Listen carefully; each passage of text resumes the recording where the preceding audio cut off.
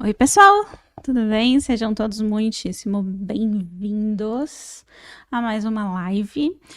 E na live de hoje a gente vai falar um pouquinho sobre o segredo para sair da escassez e da sobrevivência. A gente vai falar sobre dinheiro. Propriamente dito. Oi, Amória. Cuidado aí, filho. Então, hoje a gente vai falar um pouco sobre o sentimento e as crenças que embasam o processo de escassez financeira. E a gente vai falar também. Opa! E a gente vai falar um pouquinho também sobre o eu sobrevivente, sobre o nosso estado de alerta e sobrevivência constante. E abordar um pouco sobre como que esse estado de alerta e sobrevivência constante também acaba prejudicando um pouco o processo de abundância e prosperidade como um todo, né? Mas vamos lá. Primeira coisa que eu queria trazer para vocês é de reflexão. Vão deixando aqui os comentários, se for possível, de 0 a 10, quão bom está a imagem e o som, que aí vocês me ajudam a validar se a imagem e o som estão legais. Se Na vocês minha estão. visão, a imagem e o som estão maravilhosos. O André falou que tá maravilhoso, mas se vocês puderem dar um feedback de 0 a 10, quão bom está a imagem e o som, aí vocês me ajudam, tá bom? A ter uma live de melhor qualidade para vocês, dar uma aula melhor para vocês. Mas vamos lá. Primeira coisa que a gente precisa abordar um pouco é sobre o que exatamente significa a sobrevivência. Obrigada, Lizzie. Obrigada. Boa noite, Emilce. Tudo bem com você? Boa noite, Lizzie. O que significa exatamente a escassez e o estado de sobrevivência, o eu sobrevivente, tá? Então vamos entender um pouco. O tablet está conectado, mozão? Não. Eu mudei, desculpa. Você pode me ajudar? Sim. Então, peraí. Tá. Então, vamos lá. Eu vou explicar aqui enquanto o André aqui me ajuda com o tablet para ficar visual para vocês também. Eu vou explicando um pouco. A gente tem algumas vozes dentro da nossa cabeça, certo? Então, a gente tem a voz do nosso ego, a voz do nosso eu sobrevivente, a voz do nosso eu superior e a voz que resolve problemas. Mas eu vou me concentrar nessas primeiras vozes da nossa cabeça. Eu tô falando de vozes internas, tá? Não de vozes externas. Vozes externas a gente vai ter algumas outras vozes, incluindo espíritos ancestrais, por aí vai, mas vamos nos concentrar, a gente vai fazer uma separação nas vozes internas só para ficar um pouquinho mais didático aqui, tá bom? O que é isso? É o meu desenho da última aula. Ah, ficou bonito seu desenho. Achei top. Putz, peraí que ele configurou errado. Pera só um pouquinho. Tá bom. A gente aguarda, não tem problema. Então vamos lá, falando um pouquinho da voz do nosso ego, para vocês começarem a reconhecer quem é o ego de vocês. A voz do nosso ego, ela é uma voz muito vaidosa. O nosso ego é o nosso vaidoso interno. Então o nosso ego está sempre preocupado com o que as pessoas pensam de você, está sempre se, abre aspas, corrompendo pela verdade do outro. Então o ego, ele quer ser amado, ele quer ser perfeito, ele quer ser melhor do que os outros. Então ele tá sempre ali inseguro. Será que as pessoas estão gostando de mim? Será que as pessoas estão desgostando? O que as pessoas estão achando de mim? O que as pessoas estão pensando sobre mim? Essa é a voz do ego. À medida que a gente vai se evoluindo, essa voz ela vai ficando menos potente. O que isso significa? Que a gente vai ouvindo menos, dando mais energia e atenção para a voz do nosso ego, e a gente vai se conectando mais com o nosso eu superior. Vamos. Isso, menos. Foi o que eu falei, não foi? Eu acho que eu ouvi ao contrário. Mas acho que foi o que eu falei, né, pessoal? A gente vai ouvindo menos a voz do ego, se conectando menos e mais com a voz do nosso eu superior. O que é a voz do nosso eu superior dentro de nós? É a porção da nossa personalidade que é mais gentil, mais amorosa e mais inspirada. Ou seja, é justamente aquela porção da nossa personalidade, da nossa natureza, que é a porção que ela é de alma, que ela é inspirada. Então, o nosso eu superior, ele não é eutista, ele está sempre em função do bem comum, porque o eu superior, a consciência do eu superior, sabe que faz parte do todo e que tudo que existe é um. É a sua versão mais elevada, tá? É propriamente dito o que em religiões chama de Espírito Santo, chispa divina, chama trina. que inclusive é o logo da nossa escola.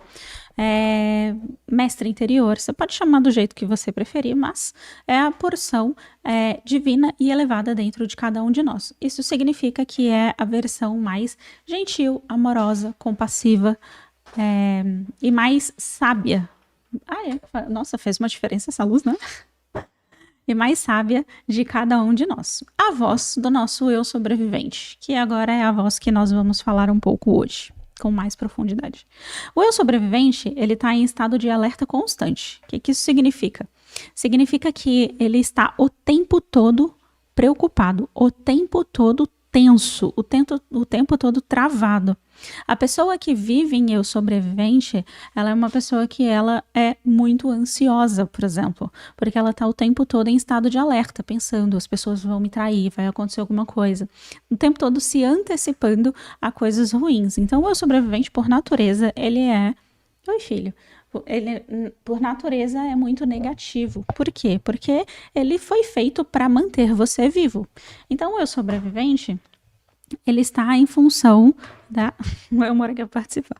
Ele está em função da sua sobrevivência. Responde para a lei da natureza. A lei da natureza mantém o eu sobrevivente de todo mundo. Então, por exemplo, vamos supor que você carrega consigo um arrependimento muito profundo. E você não consegue resolver esse arrependimento dentro de você. Então, talvez o seu eu sobrevivente fique muito chateado e o seu ego também muito chateado porque fez, teoricamente, algo errado. Então, fica ali tentando resolver. Como é que eu vou resolver? E isso a nível inconsciente. Se fosse consciente, a gente já tinha tido domínio sobre o nosso eu sobrevivente. Só que como não é consciente, é na parte mais inconsciente da nossa personalidade, do nosso ser, então é por isso que a gente não consegue resolver sozinho. É o eu sobrevivente que tem compulsões, por exemplo, compulsões alimentares, compulsões de outras coisas. É o eu sobrevivente que mantém vícios, por exemplo. Uma pessoa que tem tendências a querer deixar a própria vida. Vocês sabem do que eu tô falando. É uma pessoa que tem a tendência, ao mesmo tempo, de desenvolver algum vício para fugir da realidade. Pode ser jogo, pode ser bebidas alcoólicas, pode ser alguma outra coisa, porque aquilo mantém a vida da pessoa. Se tirar aquilo dela, naquele estado de consciência que ela está, é o estado onde ela consegue se manter na vida por uma questão de fuga. Então, percebe como o eu sobrevivente, ele não é um monstro. Ele serve a vida e te mantém vivo. Porém, tem uma característica do eu sobrevivente que é muito interessante, que ele é além da dualidade. Ou seja, não importa se é certo, se é errado, se faz bem, se não faz. Ele vai resolver o problema e literalmente manter você vivo. O máximo que você puder, no caso, né? Então, é por isso que quando você olha para uma pessoa que tem compulsões, vícios, etc., você fala, cara, como que essa pessoa está fazendo isso com ela? Só que não é consciente, porque é o eu sobrevivente da pessoa que está fazendo isso, é o eu sobrevivente da pessoa que está mantendo a vida dela, e pode ser que esteja prejudicando a vida dela. Aí você vai olhar com o racional, com o seu córtex frontal. Tá, essa pessoa tem um vício, uma tendência que está prejudicando a vida. Por exemplo, sei lá, um vício em alcoolismo. Existem outros vícios, por exemplo, ficar jogando joguinhos online. Por que essa pessoa não vai fugir da realidade para os joguinhos online e vai ficar em um e não no outro? O eu sobrevivente não pensa isso. Então ele entende, isso é legal, isso me relaxa, isso ameniza a minha ansiedade e isso me mantém vivo, pronto, vou ficar aqui. Entende? Então isso é um registro da sua característica sobrevivente, manter a sua vida, tá bom? Então, quando a gente está falando sobre escassez financeira, a gente está falando de uma vida inteira, ou a maior parte dela, sendo guiado e liderado pelo eu sobrevivente. Essas 3 partes da nossa personalidade, elas, de início, na construção da nossa psique, disputam entre si. Então, disputa a liderança, geralmente, entre o ego e o eu sobrevivente. Em alguns momentos, o eu sobrevivente lidera, em outros momentos, o ego lidera. Então, a maioria das vezes, a maioria das pessoas está disputando entre o ego e o eu sobrevivente a liderança da personalidade da pessoa. Então, você vê a pessoa que ela está ali o medo exagerado de investir em qualquer coisa, ou a pessoa que tem um medo exagerado de perder o emprego, ou a pessoa que é completamente insegura porque tem medo exagerado de ser abandonado. Sabe aquela pessoa, vocês já devem ter visto isso, ou passaram por isso, ou já viram isso em algum lugar com alguém. A pessoa que entra num relacionamento e aí ela tem tanto medo, mas tanto medo de ser abandonada no relacionamento, que ela começa a gerar muita pressão e aí aquilo não funciona. Antes de criar, já desmonta. Porque gera muita pressão, muita ansiedade, muita expectativa e às vezes até um quanto de obsessão em cima do processo. E aí a pessoa tá lá no eu sobrevivente. Sobrevivente, se eu não tiver amor, o que uma criança é sem amor do pai e da mãe? Entende a questão do eu sobrevivente? Ele tá ali para manter a vida. Só que ele não tá ali para fazer a coisa para o bem maior e mais elevado para a pessoa. Aí depois você pergunta: por que eu estou vivendo determinada situação? Quem foi que criou aquela situação? Provavelmente foi o seu ego ou o seu eu sobrevivente, tá?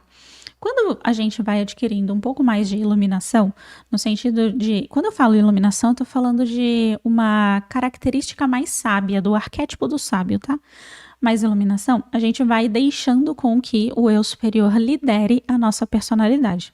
O eu superior não tem problema com o dinheiro. Tanto que eu vou tentar trazer em esquemas visuais que é para você entender, tá? O eu superior, se você fosse perguntar para o eu superior como que ele lida com o dinheiro, provavelmente você ia ver o seu eu superior com as pernas para cima, sei lá, tomando água. Não sei, sabe? Tô dando um esquema visual para você entender a vibração, tá? Que a vibração é mais complexa de explicar, então vou explicar de uma forma visual. Tenta montar visualmente como funciona. O seu eu superior muito provavelmente ia estar muito relaxado. Ia estar realmente com as pernas para cima, ia estar raciocinando. O seu eu superior raciocina o tempo todo. Ele é lógico e sábio. É o seu arquétipo do sábio dentro de você, do eremita, tá? Vai em função da própria iluminação e não se prende em sacrifícios e não se prende em movimentos de salvar as outras pessoas através do sacrifício, tá bom? Então, o eu superior, ele provavelmente vai estar muito tranquilo, vai estar com as pernas para cima, provavelmente. Por quê? Ele sabe que a vida é infinita e que a quantidade de recursos no planeta são infinitos e que há sempre energia financeira para todo mundo. Algumas pessoas têm a tendência a olhar do ponto de vista excessivamente material. Mas eu vou tentar explicar de uma outra forma. Imagina uma árvore. Uma semente de laranja vira uma árvore de laranja, que dá laranjas para muitas pessoas. Então há prosperidade, recursos, alimento, tudo, para todas as pessoas. O ponto é o esquema social que a gente vive mantém as pessoas no mesmo lugar propositalmente. Ou seja, as pessoas que são os donos dos meios produtivos continuam donos dos meios produtivos. As pessoas que não são donos dos meios produtivos trabalham para os donos dos meios produtivos e continuam ali. Esse é o esquema que a gente vive, tá? Essa é a verdade do capitalismo que a gente vive, tá? É só a realidade como é. Então vamos lá.